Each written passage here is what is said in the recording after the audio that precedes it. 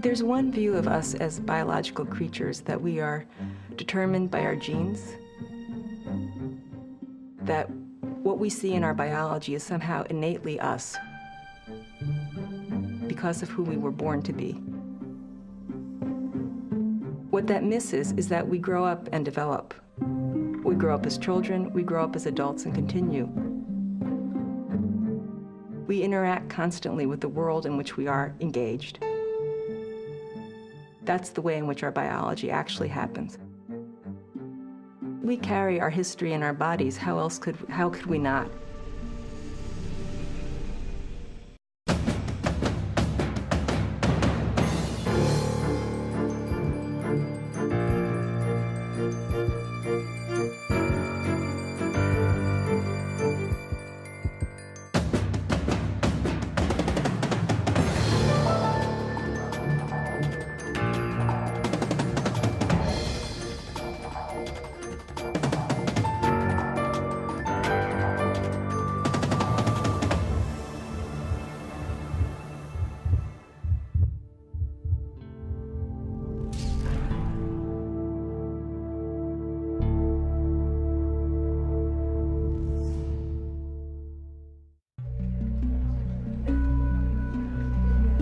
Several years ago, two physicians in Chicago set out to solve a mystery.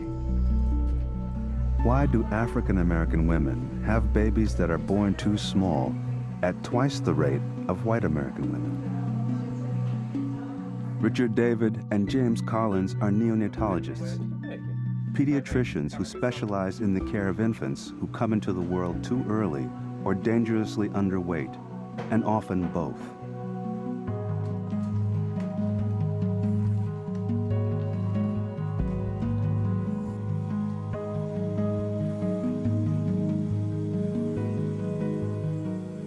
Like virtually everyone in their field, they were troubled by the striking racial differences in rates of premature and low birth weight babies. What could account for the differences? I originally thought that the disparity in premature delivery was really driven by socioeconomic differences between African Americans and whites. It is well known that African Americans have a lower collectively socioeconomic status than whites, are less likely to receive college education than whites. So I thought once you corrected for that, that the gap would go away. But Collins and David discovered the gap didn't go away. We were very surprised to find that the gap actually widened as education and socioeconomic status improved. And then began to look at it from a bigger perspective and broader perspective, and really started to realize, well, maybe it's something about lifelong minority status, which is the driving factor here. There's something about growing up as a black female in the United States that's not good for your childbearing health. I don't know how else to summarize it. So the two neonatologists began to explore whether being a member of a particular minority group might affect pregnancy outcomes, and they came up with a controversial hypothesis. What's behind the low birth weight and premature birth for African American babies is the unequal treatment of African Americans in American society.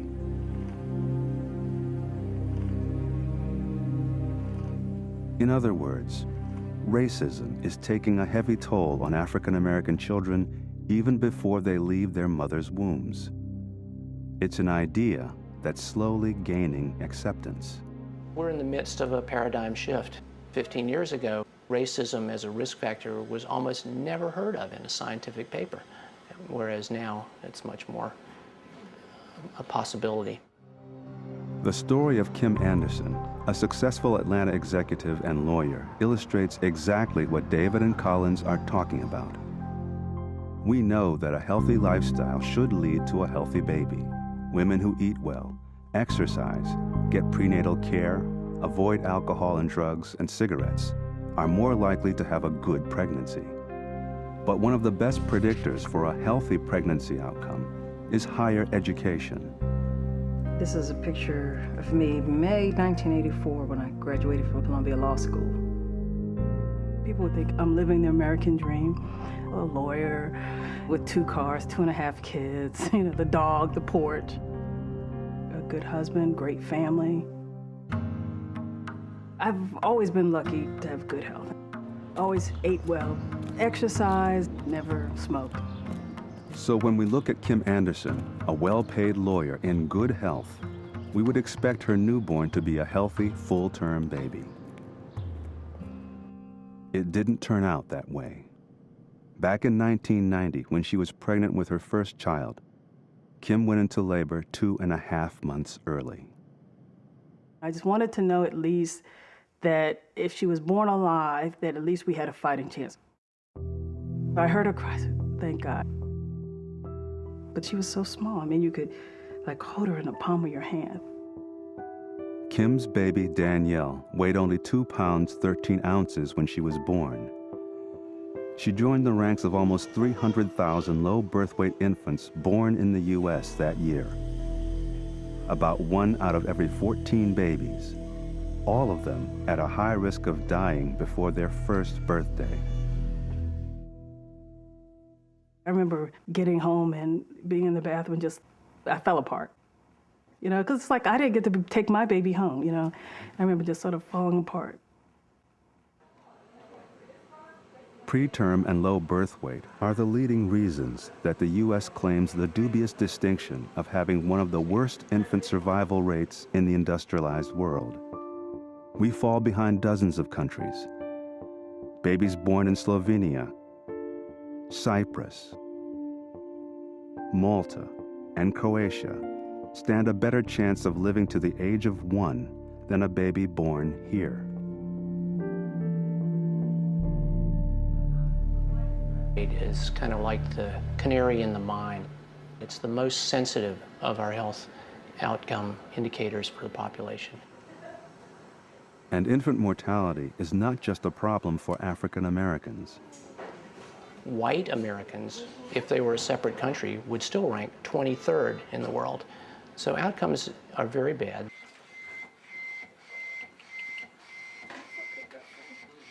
As a country, we pay an enormous price for our high rate of premature and low birth weight babies. Preterm birth is the second leading cause of death for infants. If they're lucky enough to survive, many face a lifetime of learning and medical problems. Studies show that prematurity increases the risk for hypertension, diabetes, and coronary artery disease. And the high cost of their medical care begins the moment they're born. 1 month's stay in a neonatal intensive care unit averages $68,000.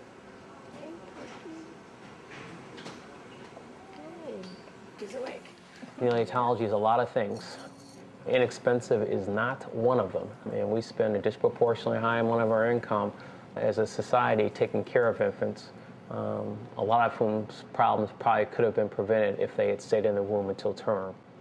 Her current weight today, Mom, is 2 pounds, 6.3 ounces. Okay. So she's gaining. She gained 15 grams from yesterday. This is my first child, so I was like just amazed, you know. Then I was a little shocked because I have never seen a child that small before, never. And so it just took me away, but you see how she is now, she's 2 pounds. So miracles do happen every day. In the terminology of social scientists, Kim Anderson's family enjoys high socioeconomic status, which increases the odds for overall good health. Persons who are higher in socioeconomic status, persons who have more income or more education or better jobs or more wealth, live longer and have fewer health problems than those who are lower in socioeconomic status. Education, for example, predicts infant mortality for both black women and white women. And the more educated you are, the less likely you are to have a low birth weight baby, a preterm baby, or an infant death. Women who are poorest and least educated are those whose babies are at greatest risk in any racial group. But the babies of African American mothers with higher education are still at greater risk than we'd expect. Infant mortality among white American women with a college degree or higher is about 4 deaths per 1,000 births. But among African American women with the same level of education, infant mortality is about 10 per 1,000 births, almost 3 times higher. In fact, African American mothers with a college degree have worse birth outcomes than white mothers without a high school education. Think about this.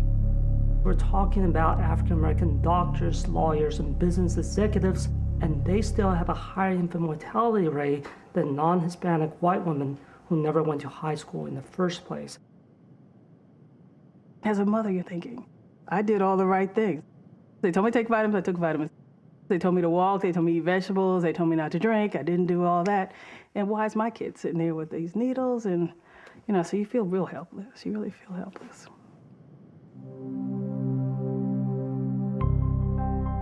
So doctors Collins and David asked themselves if the answer could possibly be genetic. It's well known that prematurity can run in families. Is there something in the DNA of African American women that tends toward premature births regardless of education, prenatal care, or lifestyle? To answer the question, they created a study based on a simple assumption. If there was such a thing as a prematurity gene and it came from Africa, then Africans should have more of it. They compared newborns among 3 groups: African American women, African immigrants to the U.S., and U.S.-born white women. It turns out that the Africans and the whites were about the same. The African Americans, on the other hand, had babies that weighed almost 8 or 9 ounces less than the other 2 groups. In other words, African immigrants to the U.S. and white women born in the U.S. had similar pregnancy outcomes. So if there is any genetic predisposition for low birth weight babies, it's doubtful that it falls along what we call racial lines. Yeah, she hadn't had any drop in her heart rate with those DCs. It turns out that when African women immigrate to the U.S., it takes only 1 generation before their daughters are at risk of having premature babies at a significantly higher rate and with poorer birth outcomes.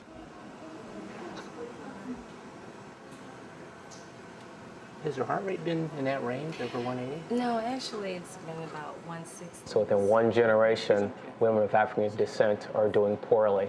This, to us, really suggests that something is driving this that's related to the social milieu that African American women live in throughout their entire life. The news was once more hopeful. During the 1960s and 70s, with the civil rights and anti-poverty movements, the health of African Americans compared to whites improved overall.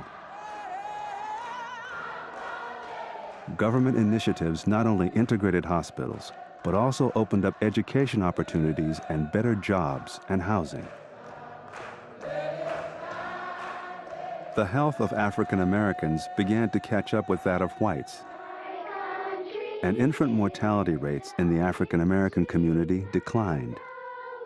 During my lifetime, the gap has closed a bit, and I think it's as a result of social policies.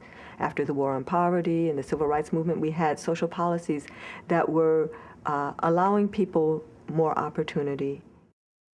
But in the 1980s, economic growth stagnated, and government began cutting back social programs.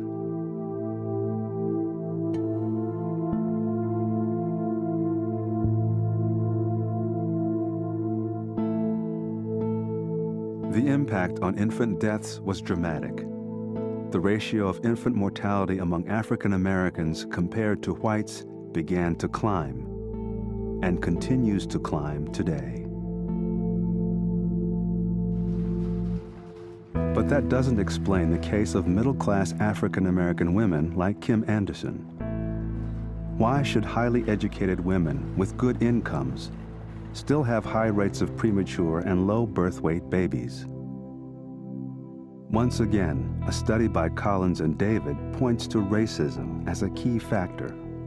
Women who perceived that they had been treated unfairly on the basis of their race, whether it was looking for work in an educational setting or a variety of other settings, had more than 2-fold increased risk of very low birth weight infant. So if racism is contributing to premature births among African American women, how does it work? How might racism take a physical toll on the human body over a lifetime? Increasingly, researchers are looking at chronic stress, the stress caused by living day in and day out with discrimination. Recent data suggests that chronic stress associated with being a minority, particularly being African American, for some biological reason increases the risk of delivering a premature low birth weight infant. When you have a reaction to a situation in your life that makes you anxious or gets you stressed out, you not only have a psychological or emotional reaction to that, you also have a body reaction. And if that stress is chronic, constant, and you just can't escape it, over time, that chronic stress, the chronic activation of that response creates wear and tear on your body's organs and systems, so that you create this overload on these systems so that they don't work very well. Researchers believe stress can affect pregnancy outcomes in several different ways. Stress hormones are part of the intricate chemistry of pregnancy under normal conditions. When those hormones reach a certain level, they may help trigger labor. But what might happen if you went into pregnancy already overloaded with stress hormones? Think about a woman who is pregnant who's under a great deal of stress. Her body is going to start pumping out extra stress hormones. And so she may reach that tipping point for labor to begin sooner. Stress can also constrict blood flow to the placenta, which could limit fetal growth and may lead to premature delivery. Chronic stress may also contribute to serious inflammation inside the uterus, which can trigger premature labor.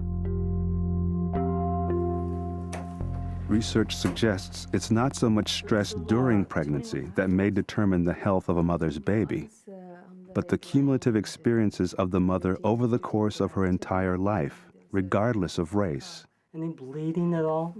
Dr. Liu calls this hypothesis the life course perspective. Within a minute, the life course perspective posits that birth outcomes are the product of not simply the 9 months of pregnancy, but really the entire life course of the woman. And the corollary for that is disparities in birth outcomes is really the consequences, not only differential exposures during pregnancy, but really the differential experiences across the life course of women of color. About 4 ounces of feeding. But is racism so dominant throughout the lives of African American women that it can affect the birth outcomes of their children? One recent study reports that the majority of white Americans believe racial discrimination is a problem of the past. The evidence indicates otherwise. For example, African Americans at all income levels are more likely to be denied mortgages, pay more for automobiles, and receive fewer job interviews. There was a fairly dramatic study done in Milwaukee, Wisconsin, where they sent black and white men, all with identical resumes, to apply for 350 entry-level jobs. What this study found was that a black male with a clean record, no criminal record, was less likely to be offered a job than a white male with a felony conviction. So it was a dramatic example of, in the year 2004, of the persistence of discrimination in American society. This racial stress can have a lifelong impact on African American families and their health. Racism is a societal level problem. It's institutionalized, it's part of our educational system, it's part of our media, it's part of our culture. It's one of the struts that reinforces inequality in the society we live in. So nobody, when I walk in the store, nobody says, oh, that's Kim Anderson, African-American female lawyer, went to Columbia. They just see a black woman. I was in a store once, just walking around thinking I was gonna buy a pair of jeans. This clerk's following me around. So I said, why are you following me around? I'm not going to steal anything. Leave me alone. I am not going to take something. When you're confronted with racism, that covert racism, your stomach just gets like so tight. You can feel it almost moving through your body, almost, you can feel it going into your bloodstream. There are very different kinds of quote-unquote stressors in the world. You can have a bad day and somebody else can have a bad day. They can cut you out of a parking space. It's an occasion, but it's not premised on the idea of second-class citizenship. It's not something that is a repeated and reactivated insult that occurs.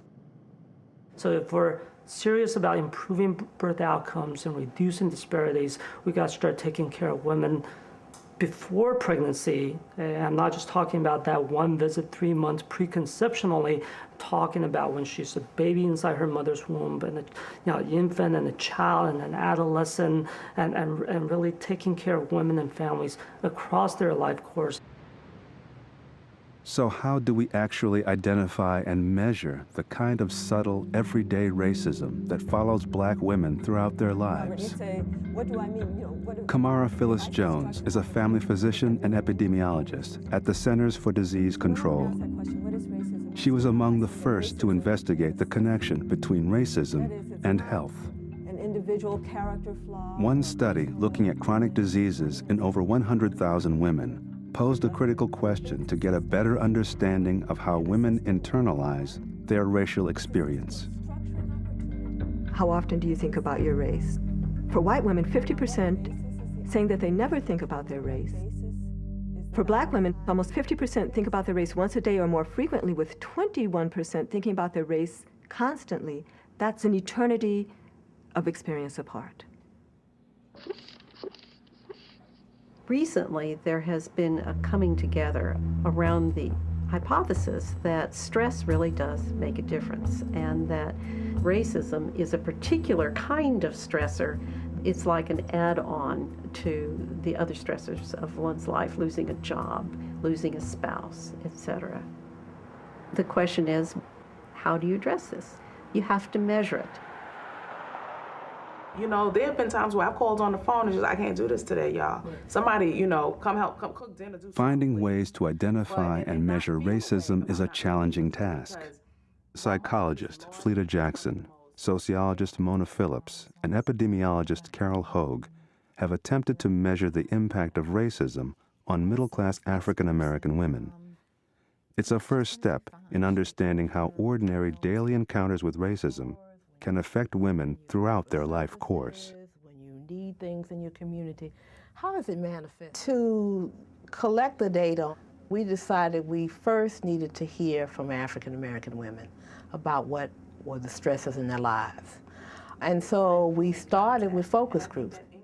And over a period of about 15 years, we evolved this measure, which is gendered. It's only just for African American women. I think constantly having to internalize the racism that we experience every day. It's like, to me, where do you escape to? My daughter, she's real open and friendly. And so, you know, she'll run up to the white children and say, "Can I play with you?" And then they don't even answer. They just look at her and run away. It's heartbreaking for me to see that. If you have to take children outside of your neighborhood for the best educational opportunities, if you have concerns that they will be racially profiled, if there are concerns about the opportunities that they will have, all of that represents serious kinds of stressors that are experienced by African American women on a constant basis. It's like gunning the engine of a car without ever letting up. Just wearing it out without rest. And I think that the stresses of everyday racism are doing that. You have a doctor that comes in that doesn't really pay attention to what it is you're saying, that invalidates what it is you're saying. No matter how many times I made it to the final interview, how many programs that have come out of my research, it's just not enough. And I think it's unfortunate, but it does something to me internally. I've taken jobs, getting paid way less than the people that I know don't have as much education. I don't know what kind of resume to write at this point. So, you know, I'm scared to give people a resume. Can we protect African American women's bodies from the wear and tear of racism? One program, the Family Health and Birth Center in Washington, D.C., provides family support, employment and financial counseling, and prenatal care. The result? Preterm births were reduced by 1/3 and low birth weight deliveries cut in half. In Kim Anderson's case, it's impossible to pinpoint one cause for Danielle's premature birth: the stress of racism, genetic predisposition, or other factors. But researchers work with averages, not individuals. And with thousands of examples, the evidence pointing to the impact of racism and stress on pregnancy outcomes is becoming hard to ignore. Danielle was discharged, even though she was so small, you know, it was 4 pounds. But she just pulled through. She could have had sight problems, she could have had learning disabilities. She's a great student, she doesn't have problems with health. It could have been so different. It could have been so different. What kind of nation do we want? I have 2 daughters, and the question is, what kind of nation do we want them to grow up in? This nation was founded on the self-evident truth that all men and women are created equal, and yet 230 years later, that truth is still not quite so self-evident, right? You ain't created equal if you can't get an equal start.